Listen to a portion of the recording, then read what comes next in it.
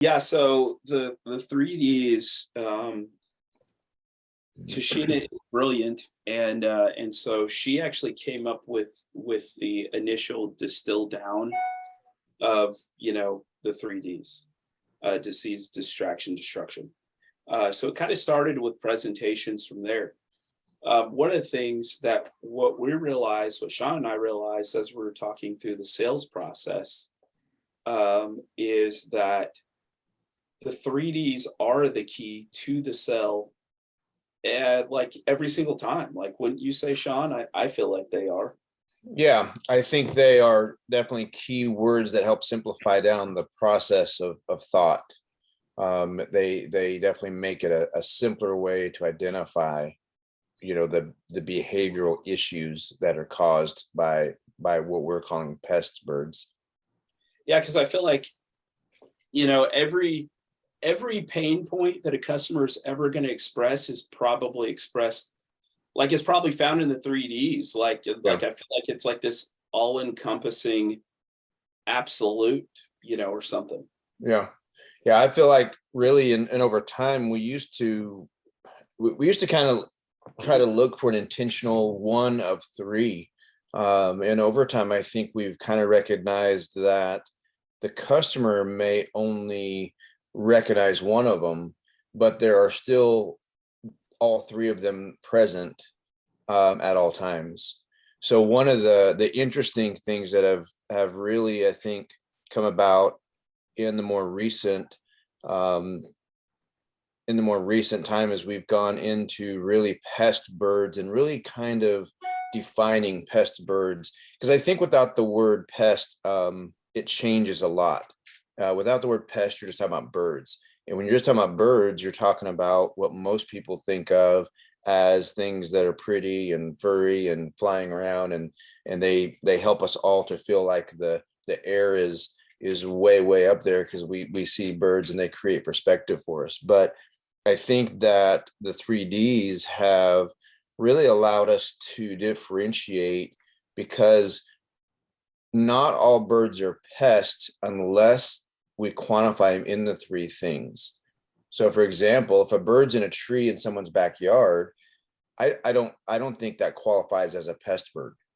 But if a bird is in a tree line in front of a hospital, that qualifies as a pest bird. Because because I think really what it defines is a bird in a natural environment that is non-threatening to the things around it, or is it in the middle of a forest where nothing is in danger from it flying around. And so the 3Ds have been huge to really help us to define really definition of a pest bird. It's like it's a behavioral thing. Yeah. Like, that they're hanging out around humans. I mean, like birds and humans are just not necessarily meant to, like, birds are not pet dogs, they're not meant to come sit on your lap. And I'm like, there are people, here's what's nuts, man. There are people who've contracted histoplasmosis from having a pet bird in a cage or multiple pet birds in a cage, like in their home, because of the droppings that accumulated at the bottom of the cage, it's like, so that pest bird is not Fido or Max or whatever, or Clifford the big red dog. It's something else entirely. And so, but again, to Sean's point, Sean, I feel like you made a great point that it's like they're like our feathered friends, like Smurfs with wings or something. Yeah. Well, I think of all the times, like, we've all been to places, hopefully like by the ocean, and man, eating on the pier is incredible. It's an incredible experience where you get to look out over the ocean and experience it. And I think it's pretty interesting because you see a bird off in the distance, it's not a pest bird. Yeah. But you see a bird come swoop down and grab a French fry off your plate and make you jump out of your chair, and everyone scatter. It now becomes a pest bird. Dude, when I was a kid, it swooped down and took a hot dog when I was like 5 years. I was destined to do this probably because I was like 5, Well, I mean, even on the beach, right? Like you can't set up a picnic at some beaches because all of the gulls they'll run you out. Yeah. And they're ruthless. I mean, we had watermelon at the beach and they came down and took the whole watermelon. I'm like, what are you guys like? It's crazy. Like not even cut. They just like They picked up just took the whole thing. crazy. But it's funny. The same thing I think is true with a lot of different when we're dealing with animals or nature. Same is true of dogs. I think there's a pest dog. If you define, like, you can take a dog and put it in the same category as some of the 3Ds, and it now becomes a pest dog. Like, we have a dog next door to us that it just constantly, once it's let out in the backyard, just howls and woofs and just constantly makes a noise. Well, that's under the distraction, right? That is, it changes everything about the environment as I know it when that dog is in the backyard. Or what I immediately think of is like, like a rabid animal, where it changes. I mean, from a behavioral standpoint, it changes everything about that animal and makes it aggressive. And now it's like the disease factor is very, very, it's like you get bit by a rabid animal. And all of a sudden it's like, oh my gosh, we have a major problem here. Yeah. And so, now, fortunately, we haven't run into like some significantly like rabid birds or something, but that would be interesting. I feel like that's the movie The Birds, maybe is falls under that category. Yeah. But we've been in some places. I mean, we've been in some cool places. Like, we were I remember when I first started kind of in this arena with you, Sheldon, and we went to the Rose Bowl, and beautiful stadium. But when you look close at it and you go to what the customer was describing as their problem areas caused by birds, we went around the whole stadium, and every single speaker that they have these large box speakers all the way around the stadium, and every single one of them are just covered in white, nasty bird poop everywhere. Yeah, extra toppings for the hot dogs. Yeah.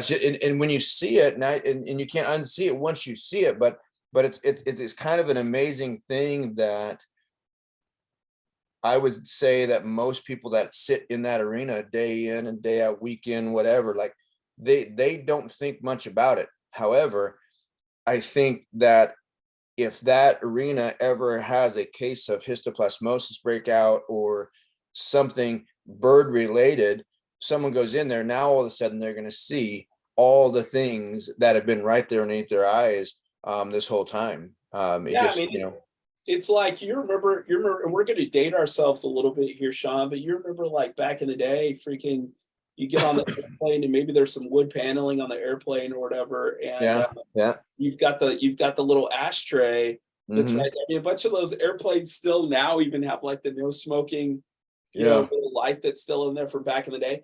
But it's like, or same thing, you go into a Denny's. Like, remember Denny's back in the day? It was like it was like a jazz hall in inside the Denny's when you go in there or whatever, a little smokestack. Yeah. Go in there and get your short stack with a smokestack. Yeah, like I'm like, in fact, I think that might have made we ate a bunch of Denny's growing up. It might have made Denny's a little bit better or something, if all of a sudden we'd had a jazz serenade while we were eating our pancakes or something. I don't know. Yeah. But I mean, so think about it, like, we went decades, right, not thinking anything about secondhand smoke, like, in fact, like early millennial to Gen X or whatever, right? Like, it was probably like, you're probably walking past somebody smoking, thinking they were so cool, and you wish that you were not the person that was experiencing the secondhand smoke, that you were the one creating the secondhand smoke, Yeah.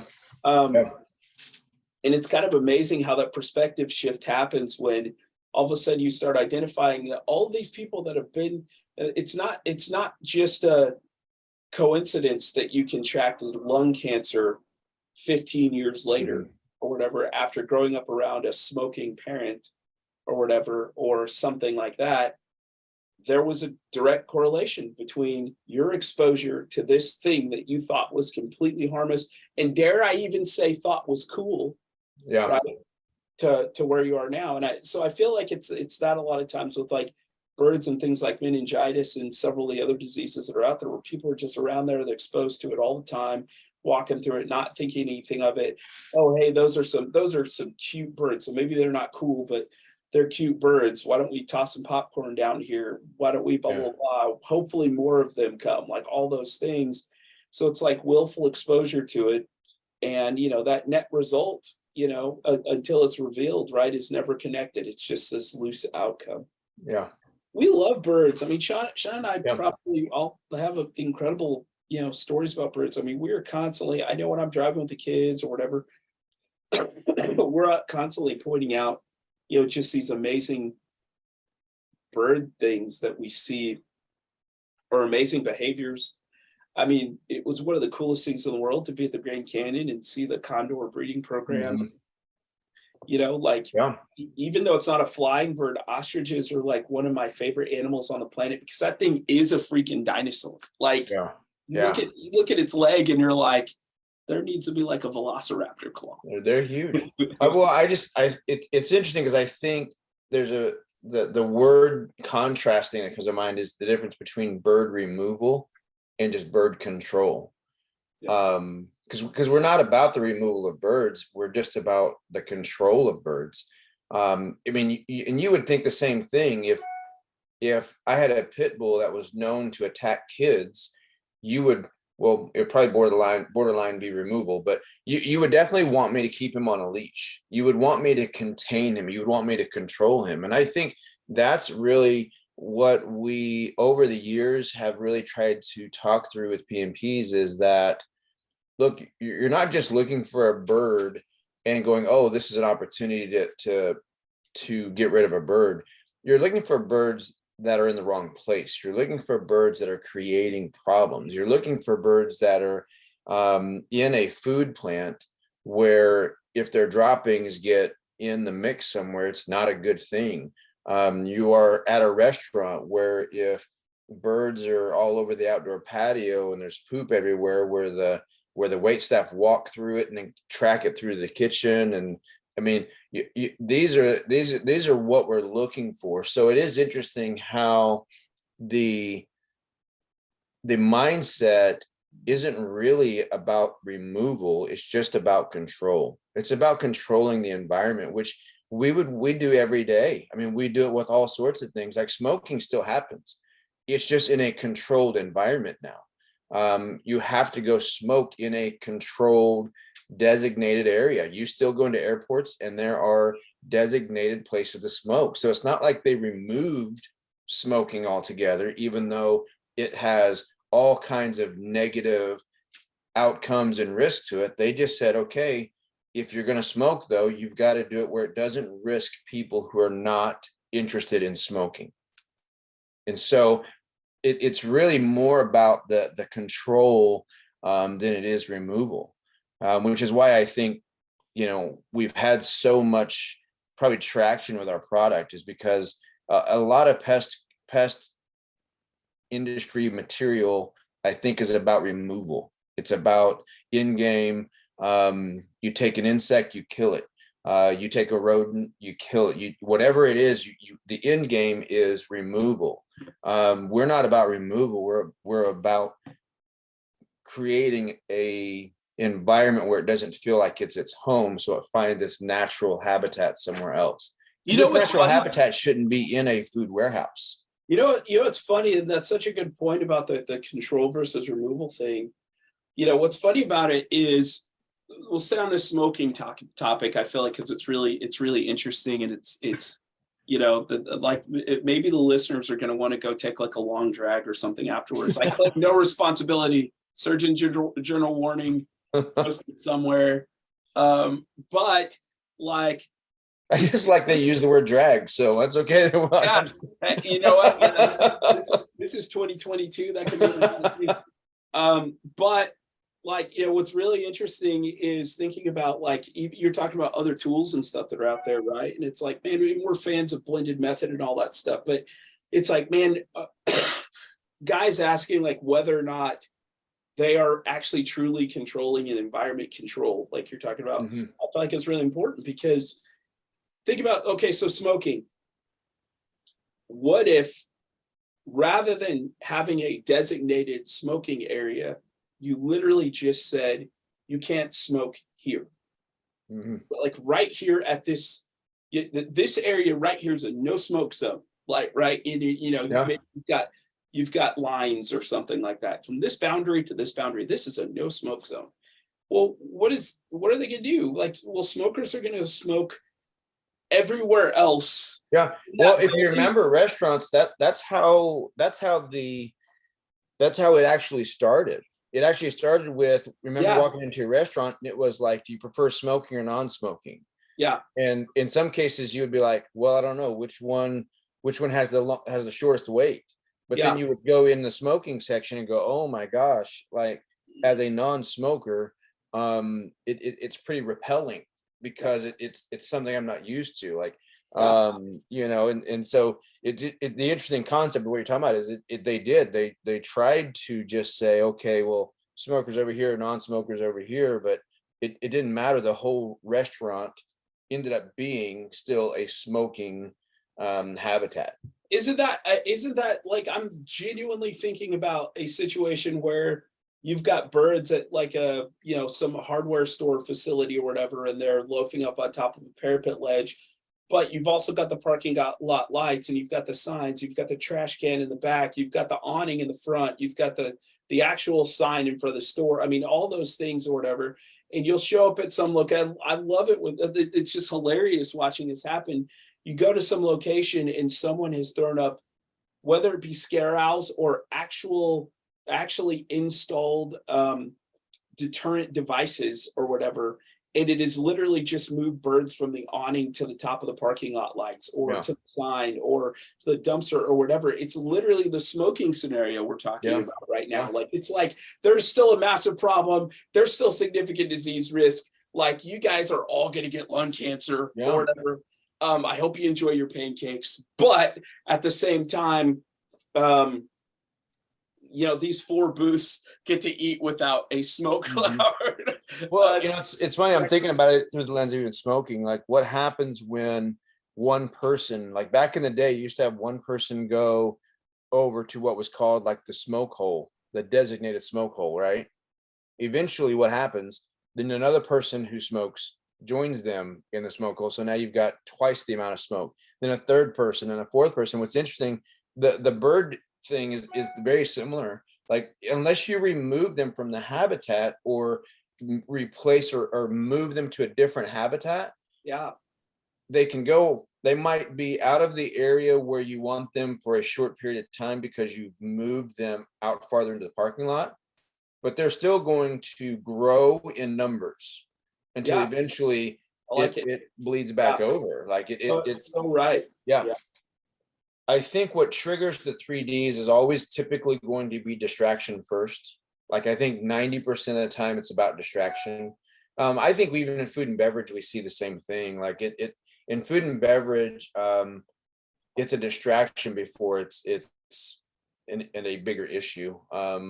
It's because the guys can't open the overhead doors without birds flying in. Like, they're not actually thinking about the birds flying in and contaminating the facility or anything like that. They're just going, man, we can't open doors without birds, chirping and and then they're pooping on an employee, and it's just so it's interesting because um I think of it in the context of like just wild animals. As we have gone into new territory and build in you know and we build in new land where we're cutting down trees and we're changing the environment. um, no one thinks much about the grizzly bear until the grizzly bear is in someone's backyard, and now all of a sudden it's like, wait, was it their environment or our environment? And I think that's kind of always the battle. But I think birds are birds are finding, and when we say this to people, we can help them to relocate the birds, but we can't remove the birdhouse that they've built. Like, every place where birds are, there's somewhat of what appeals to those birds as an environment that seems conducive for them. Yeah. The high perched parking lot lights, man, they're perfect scenario for them. The parking garage, nooks and crannies right by the air ducts. I mean, those are all perfect places. So it's kind of a neat just thought to think, I think people in general don't think much about it until a bird dives down, like in Texas. I mean, there's all kinds of, like, Texas has some of the angriest birds I think I've ever seen. Like some of these videos, they birds is just, based on, yeah, if you according to Texas, if you ask those birds, I think they would tell you that's their country. yeah, Based on how they just will everything dive bomb. bigger in Texas, even the infestations. Oh, that's scary. Well, we had I mean, even in our neighborhood, like there's certain species, the grackle spirit, the species, the big ones, like, man, those suckers are mean, and they, I don't know if this would be accurate. This is just, it seems like the trend is they're getting bigger and their prey are getting bigger as well. Like what they're swooping down and picking up isn't a French fry or a little thing anymore. Like they're taking people's small Pomeranians and picking them up and taking them. Like it's weird. So I just think to kind of bring that full circle, it's just an interesting, how do you bring awareness? I think just like with everything, the awareness of what we can do is present the proper environments for the birds, and proper versus improper. A food and beverage plant is not an appropriate or place where birds should be. A garden center where people are getting plants to put indoors that have bird poop on them, that's not an environment that is where a bird should be. And so I think the awareness really isn't even like so much just about birds to me. It's just about what are the environments that are considered appropriate for birds. Same thing, like a bird can be appropriately positioned 50 yards out over the ocean, but 10 feet in front of me when I'm trying to eat a lunch that overlooks the ocean is probably not acceptable. Yeah, and also that makes me think about a situation. I was in San Diego eating at some location, I think near the Midway, and I'm sitting there and like they're pigeons, right? I'm watching this restaurant. They've got kind of an indoor outdoor space. I'm watching these pigeons, and they're walking all up and down the pathway. There's tables on either side basically, and there's this pathway and it's outdoor, and the birds are going back and forth down this pathway. Now people are like basically having to step over the birds, like as they're going. I've got to get up and go to the bathroom or whatever it is. People are almost, and the birds are actually going underneath the chairs when people are sitting. Like, you might feel one like brush up against your leg or something like that while you're sitting there eating. And so what's really, really interesting, and if you haven't experienced that, if you're listening, you haven't experienced something like that before, then welcome to life in the 5 boroughs in New York, because it's everywhere. But again, we were in San Diego, but what's funny is I look up and there are these lights that are acting as, they're like warmer type lights, but they're also, to kind of help when it cools down because it's near the ocean. But they're also, lights that provide illumination. And there's like bird spike up all over these lights or whatever. And you kind of realize, oh, wait a minute.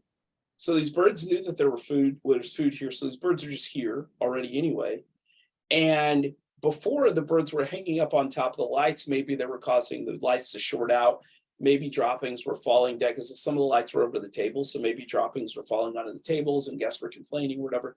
So what they did is, like to the smoking thing, we put this sign here or whatever, right, that says you can't smoke in this area right here. Mm-hmm. It's like we put up this device that says you can't actually hang out right here. So where do the birds go?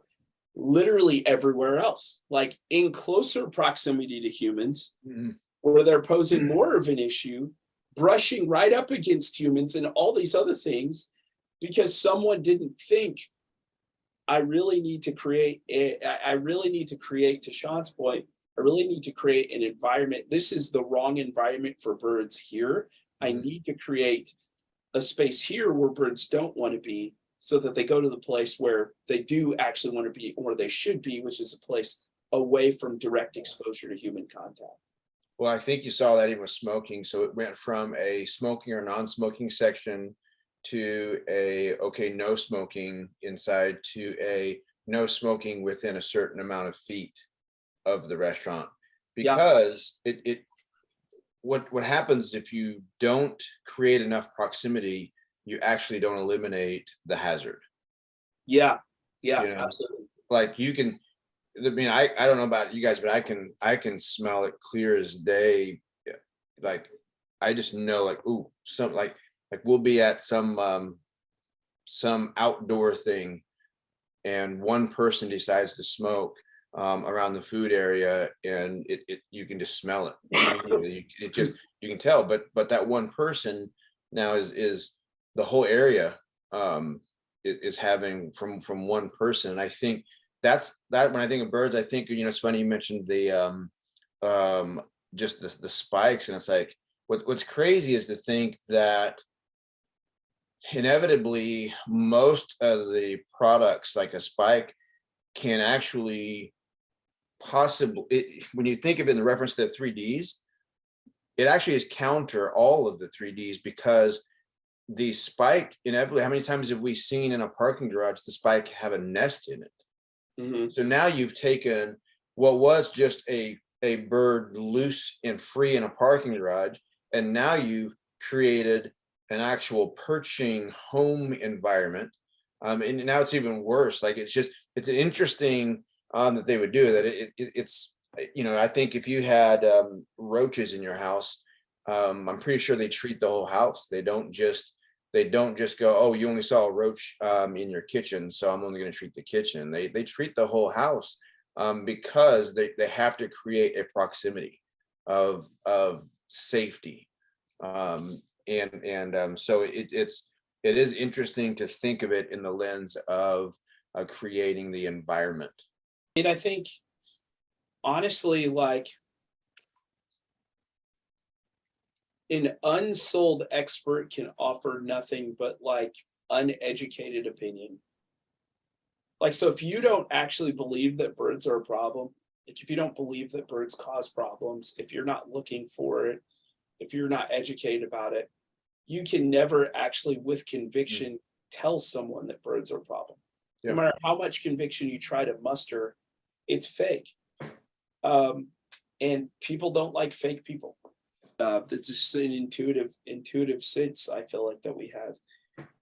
So the best way I think that someone can actually leverage the 3Ds is to get educated, man.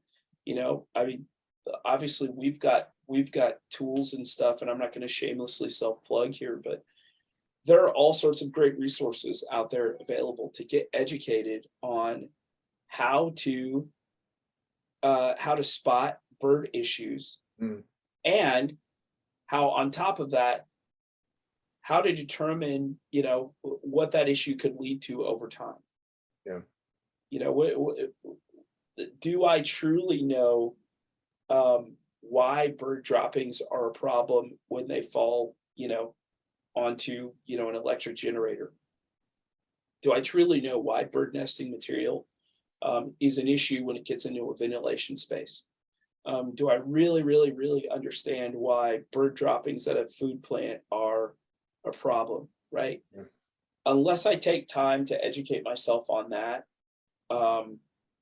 you know, I can't actually convey to the customer why the birds are going to be a problem any more than the customer's going, well, these birds aren't a problem.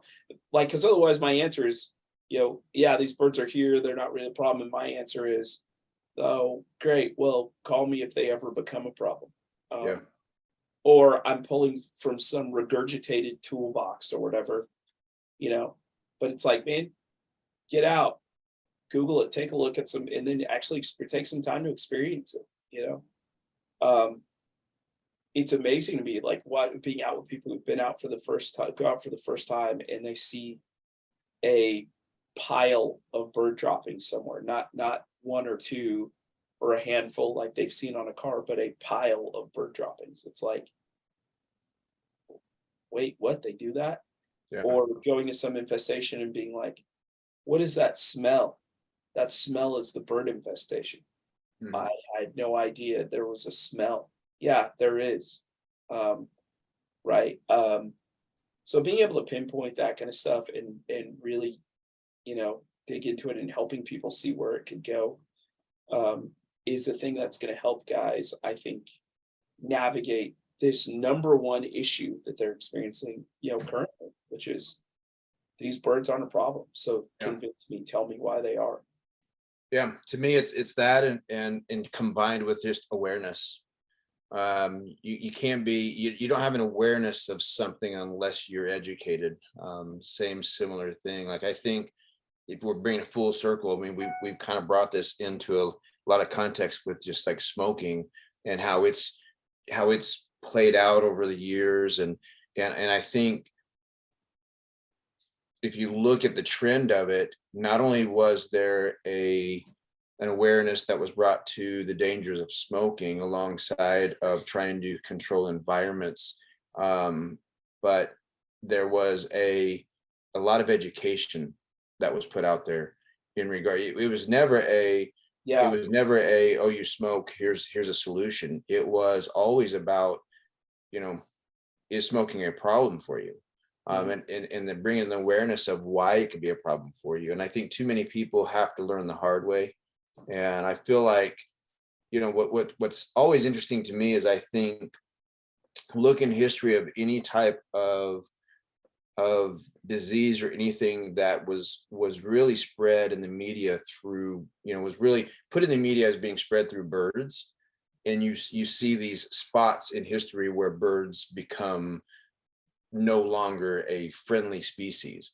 It's interesting. We're coming out of a pandemic, and I think of the same thing, which is, we found all the different ways that it transferred and that it passed along. But here's what I would say: if one person says birds are directly connected to the passing through of what caused the pandemic and those things, it's a completely different thing. So I think there's just awareness, and education. And I think that's everything, though. I think that goes with everything and how we live day to day. Cell phones have gone through that, computers, everything has gone through the circle of education and awareness. And so I think what we have really focused on heavily in the past few years, in my opinion, is we've become much more of a educational and awareness company that at the end of the day, honestly, not everyone we talk to uses our product, and we're okay with that, because if we did our job right, we're still educating people on awareness and the dangers of birds. And really that is what we have focused on, and I believe we'll continue to focus on, as we move forward as a company. So